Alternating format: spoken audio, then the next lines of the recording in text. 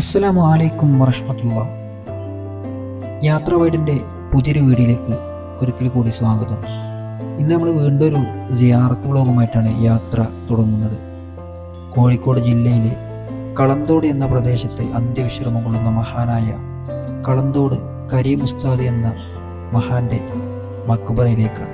ചെറുപ്രായത്തിൽ തന്നെ മഹാന്മാരുമായിട്ട് ബന്ധപ്പെടാനും അതിലൂടെ ഉയരങ്ങളിലെത്താനും കഴിഞ്ഞ ഒരു വലിയ പണ്ഡിതനായിരുന്നു കളന്തോട് കരീം ഉസ്താദ്.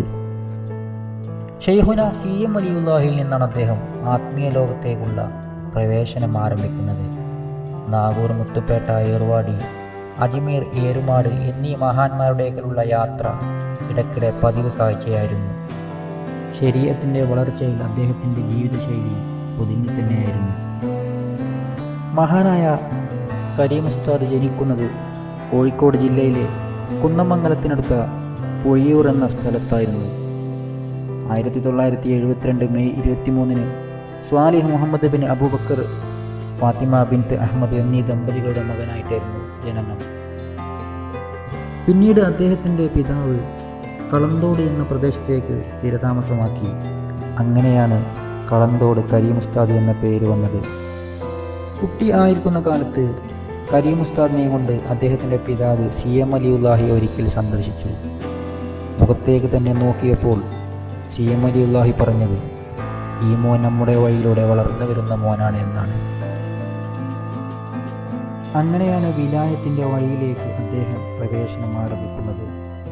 കുട്ടിക്കാലത്ത് തന്നെ അള്ളാഹുവിൻ്റെ ഔലിയാക്കളുമായി നിത്യബന്ധം പുലർത്തിയിരുന്ന ഒരു വലിയ പണ്ഡിതൻ തന്നെയായിരുന്നു കരീം ഉസ്താദ്. റസൂലിൻ്റെ ജീവിതചര്യ ജീവിതത്തിൽ അതേപടി ജീവിക്കാൻ ശ്രമിച്ച ഒരു വലിയ പണ്ഡിതൻ തന്നെയായിരുന്നു കരീം ഉസ്താദ്. എത്ര വലിയ തിരക്കിലാണെങ്കിലും ഉസ്താദ് നിസ്കാരത്തിൻ്റെ സമയമായാൽ കൃത്യതയോടെ നിസ്കരിക്കാൻ ശ്രമിക്കുമായിരുന്നു. നേറുന്ന വലിയ പ്രശ്നങ്ങളുമായി വന്നിരുന്ന 10,000-കണക്കിന് ആളുകൾക്കാണ് ഉസ്താദ് ആശ്രയ കേന്ദ്രമായിരുന്നത്.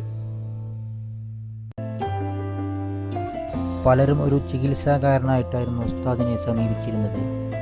പക്ഷേ അള്ളാഹു ഇഷ്ടപ്പെട്ട ഒരു വലിയ ശ്രേഷ്ഠ പണ്ഡിതരിൽ ഒരാൾ കൂടിയായിരുന്നു. ഹലാലായ ഭക്ഷണം മാത്രം ഉറപ്പുള്ളതായിരുന്നു ഉസ്താദ് കഴിച്ചിരുന്നത്. അങ്ങനെയിരിക്കെയാണ് ഉസ്താദ് അള്ളാഹുവിൻ്റെ വിധിയിലേക്ക് തിരിച്ചു പോകുന്നത്. 2018 ഒക്ടോബർ 23 ഉസ്താദിൻ്റെ വഫാത്ത് ദിവസം. ഉസ്താദിൻ്റെ വഫാത്ത് വാർത്തയറിഞ്ഞ് കേരളത്തിൻ്റെ അകത്തും പുറത്തു നിന്നുമായി ലക്ഷക്കണക്കിന് ആളുകളാണ് അവിടെ തടിച്ചുകൂടിയത്.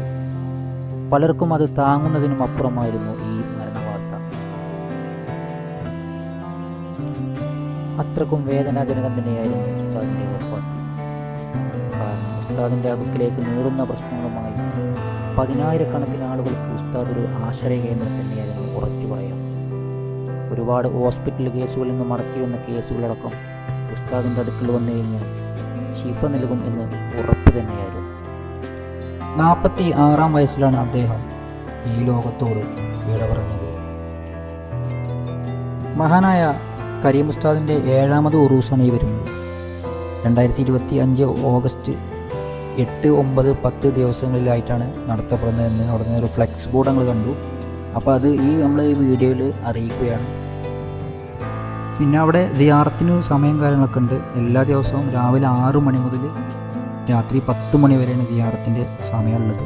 അതിൽ വെള്ളിയാഴ്ച രാവിലെ മുതൽ 2:30 മണി വരെ സിയാറത്തിന് അവിടെ അനുവദീയമായ സമയമല്ല.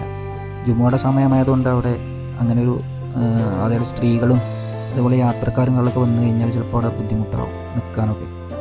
അപ്പോൾ അത് കാരണം അവിടെ വെള്ളിയാഴ്ച സമയങ്ങളിൽ സിയാറത്തിന് 2:30 മണി വരെ അനുവദീയമാണ്.